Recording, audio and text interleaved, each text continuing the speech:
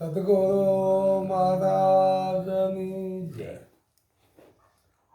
હવે જો સંતો ભક્તો નક્કી કરી મેલ દીધું છે. હવે આપણે કાંઈ નક્કી કરવા પણ નહીં. આત્મા હાજર છે, અમર છે, અવિનાશી છે, આ બધું અગાઉ નક્કી કરી રાખ્યું. હવે આપણે તો એ માની જ લેવાનું, અને હવે આપણે એમાં ફેરફાર કરવા એટલે મોરખ થાય. બરાબર ને? હવે એક નિશ્ચિત કરવાનું છે, એમાં હું ફેરફાર આપણે કરશું? બોલો, થાય છે કઈ? ન થાય ને. એટલે એમ ફેરફાર નથી હવે થાય એવું. નકા હકીકત છે કે પૂંજા તો એક પાખંડ જ છે. ગમે કોઈ પણ નહીં, પૂંજા તો એક પાખંડ છે, એ તો નક્કી જ છે. અને એ કરવા ભગત નક્કી કરી દીધું. બસ હવે પાખંડ વાળા પૂંજાણા હાસા રેતે સેતે સુપાણા, આ જગતમાં પાખંડ વાળા પૂંજાણા. હવે એ નક્કી જ એક કરીને મૂકી દીધું છે. હવે આપણે એને હારું કહીશું કે આ પૂંજા એ સત્ય છે, એમાં આપણે કહીશું. હવે એક નક્કી સંતે કરવાયું છે કે આ પૂંજા એ એક પાખંડ છે, તો આપણે હવે એમ ન કહેવાય કે આ પૂંજા એ સત્ય છે. તો આપણે મૂર્ખ બનશું. હવે અહીંયા આપણા સંતોએ કહી દીધું, એક નથી કીધું. કોઈ કરવા ભગતનું કહેતા એક નથી કીધું. અનેક સંતોએ એ વાત કીધી. દાસ કબીરે એ કીધું છે, ગોરખે એ કીધું, લગભગ સંતોએ આ જ કીધું. નરસિંહ મહેતા જેવાએ કહી દીધું, દાસ ધીરાએ કહી દીધું. એવો ન માનશો કે આપણે કરવા ભગત માથે એક માથે કીધું. ભોજારામે કહી દીધું છે, આખા ભગતે કીધું. બધાએ આ પૂંજાને પાખંડ કર્યું છે. તો અત્યારે મહત્વ પૂંજા ઉપર જ આવેલું છે. પૂંજા કર્યા પાર ક્યાં પૈકી લાગ્યા પાર. આવું આમ 5 ફીટ કરી દે, સમજ્યા? પણ એ તો જો મૂર્ખમાં નામ લખાવવું હોય તો પછી આપણે બોલાય કે ભાઈ પૂંજા એ સત્ય છે. આગલા સંતોએ જે નક્કી કર્યું એમાં કોઈ ફેરફાર થવાનો નહીં. નકર તો એ વાલ્મીકે 7 દીકરા દશરથને વર્ણાયા, તો તુલસીદાસ 3 કીધના ખત નો હાલે તો ઠપ ગણાય એને કે ભાઈ વાલ્મીકે 7 દશરથના દીકરા ગણ્યા છે, અને તુલસીથી હવે એ 3 ન થાય, એટલે 7 જ લખવાનું હોય. હવે જે વાત કરી કે આને ગ્લાસ જ કહેવાય, તો ગ્લાસ જ કહેવો જોઈશે. હવે તમે આને લોટો થાળે કહો છો, મૂર્ખા ગણવાના. નક્કી કરી મૂકી દીધું. હા, પિયાલો તમે કહો, ગ્લાસ કહો, પણ એને લોટો થાળે તેમ કહો એટલે મૂર્ખમાં જાઓ. એમ જે આગળ આપણે જે કાંઈ નક્કી થઈ ગયું છે એમાં કાંઈ ફેરફાર કર્યા જેવું નથી. પૂંજાને એક પાખંડ જ કહી દીધું એટલે પાખંડ જ છે. તો ગોરખે કીધું કે મનસા માલણી, જો એને એના જ મનને ઠપકો આપ્યો છે કે મનસા માલણી ગોરખ જાગતાને શેવ, જાગતાને શેવ તને મળે નિરંજન દેવ. પથ્થર પૂંજે હરી મળે તો મેં પૂંજું ગીરી રાય. એ પથ્થરની સખી બને થાય પીસ કાય. તો ચોખ્ખું કહી દીધું છે ને કે એ પાખંડ છે. કીધું ને કબીર સાહેબે કીધું એ માર્ગ મેં જોયા. કબીર કે એ માર્ગ મેં જોયા. ઈંટો પડાવી મંદિર સણાયા ને કાંઈક શિવન પધરાયા. એ શિવન કે ખબર ન પડે પછી પૂંજાયું કરીને મુવા. એ મંદિર પાડે ને કે મસ્જિદ સણાવી કાંઈક પીરન પધરાયા. એ પીરન કે ખબર ન પડે બાંગુ દઈ દઈને મુવા. આપણા સત્તારશાહે જ કહી દીધો હોય, ચીટે પગમે નિપુણ બાજે ક્યાં સાહેબ તેરા બેરા હે. અરે કેળીના પગમાં કે ઝાંઝરીનો અવાજ સાહેબ સાંભળતો હોય, અને આ બાંગુ દેવાની શું જરૂર છે કે આ બધાએ પાખંડ કીધું છે. એવું નહીં માનવાનું મુસલમાને પાખંડ કીધું છે. મુસલમાનો સંતો થઈ જાય કે નહીં થઈ જાય. એમ મનરૂપી મૃગલાને મારો, મામદ કે મનરૂપી મૃગલાને મારો. એ લોકોએ બધા એ જ વાત કરી છે. પણ અત્યારે આપણે મહત્વ વધુ ક્યાં દેવાય છે? પૂંજનમાં. અંધશ્રદ્ધામાં વધુ છે એ મત ઝાઝા, અને પહેલાંથી આ મત ઝાઝા હતા. એવા કોઈ અત્યારે ઝાઝા છે એવું નથી. અંધશ્રદ્ધામાં વધારે છે. ખબર જ નથી એને એવા બીમારી દીધા છે કે આ તમે નહીં કરો ને તો તમારું આમ થાય છે. એટલે એવી બીક મૂકી દીધી છે એટલે આ બધું બીકમાં થાય છે.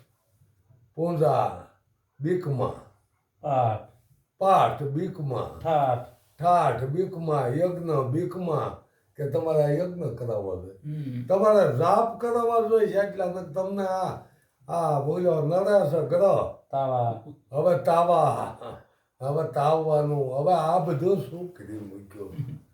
શું કે આ બધું બીકમાં થાય છે, બધું બીકમાં જે કાંઈ થતું હોય બીકમાં જ થાય. અને બીક ન હોય એને કાંઈ કરવાનું રહેતું નહીં. એને તો હાથમાં ઓળખીને ધંધો કરાય, પૈસા કાંઈ દોડવાનું નહીં. હે ગંગા સતીમાં શોખું કીધું મેળા મંડપ કરવા નહીં, જ્યાં ત્યાં ભમવું નહીં. આ છે અધૂરિયાના કામ. અભ્યાસ રાખી ગયો હોય કાંઈ કરવાની જરૂર છે નહીં. હવન ધંધો કરો તો એ વખતે નો એ બધા આવું બધું પૂંજાયું કરવા માંડી ને કોઈ કાંઈ નથી કર્યું. જે સંતો થયા છે એને કોઈ મંદિરે નથી બાંધ્યા. આ તો પછી ઊભું થયું. સંતના જ્યાં કે ઊભું થઈ જાય બધું સમજ્યા.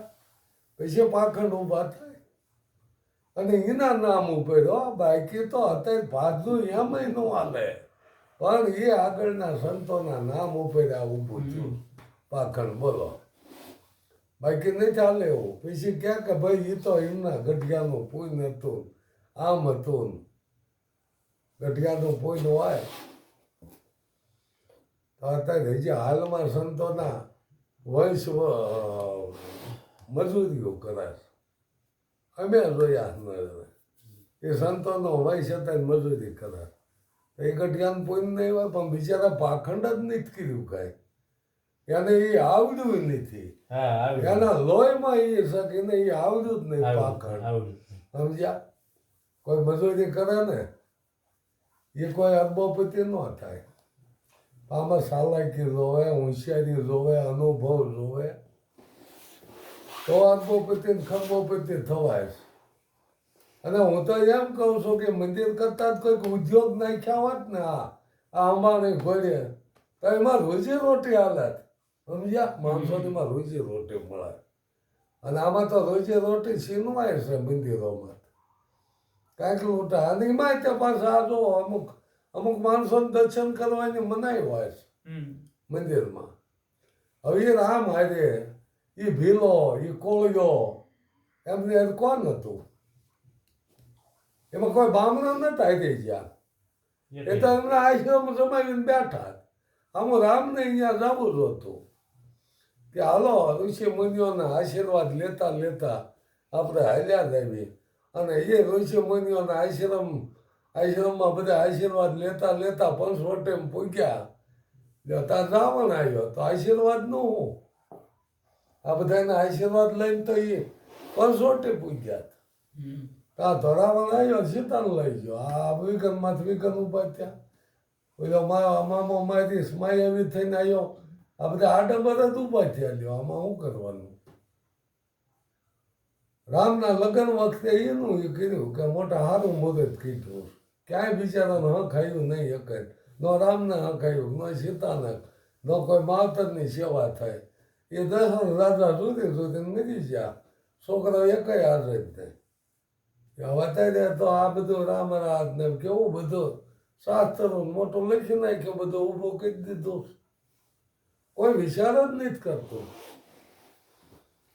કે આ દશરથને એના કર્મ ભોગવવાના આવે, રામને એના કર્મ ભોગવવાના આવે અને આપણે કર્મથી છૂટી લઈશું. છતાં એ જે કર્મ પાખંડ કરીને કર્મ બાંધ્યા શું છૂટી લઈશું? મેં દશરથે સર્વને વગર વાંકે માર્યો. એ કર્મ આમાં દેખાણા. રામે શુંભિક ઋષિને માર્યો.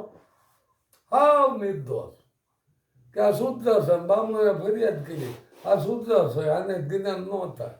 રામે બાણ મારીને મારી નાખ્યો. શુંભિક ઋષિને લ્યો કોઈ વાંકી ન નહીં.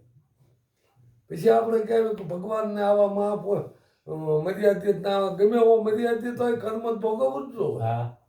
એ તો કોઈને છોડવાનું નથી. તમને ભગત કેમ લાગે? કર્મ કોઈને છોડે? કર્મ કોઈ ન છોડે. કોઈ ન છોડે, એ તો વાત છે. તમે એવું હોય નહીં, કર્મ કોઈ છોડે નહીં. ભલન હોય ભગવાન, ભીલના બાને વિંધાણા હતા, કૃષ્ણ હતા બળવાન, બહુ બળવાન હતા, પણ વિંધાવું જોઈએ. કર્મ એવું હોય એટલે કર્મ આગળ આપણે લાસાર છીએ, કોઈ પણ લાસાર છે એમાં. કર્મ કર્યા અને પાછો કર્મ કરે તો કોઈ પૂછતો નહીં. જયારે ભોગવટો આવે તો કે એટલે મારો દાણા જોવાનું કઈક મારે હું નડે છે. એટલે આ ભાઈ તને ખબર હતો આ કે 12 વર્ષ કેડે જે કાંઈ કર્મ થાય છે ભોગવટો આવશે, તો એ જ ખબર હોય આપણને, એમાં જોવાનું શું. પણ આમ છૂટવાનો ઉધમ કરે ભાઈ, કર્મ છૂટાતું નહીં. કર્મ જ કોઈ ન છૂટે. કર્મ પ્રધાન છે, કર્મ મહાન છે, કર્મને આધારિત જ આ બધું બને. કર્મ જલમવું, કર્મ મરવું, આ બધું કર્મને આધીન છે.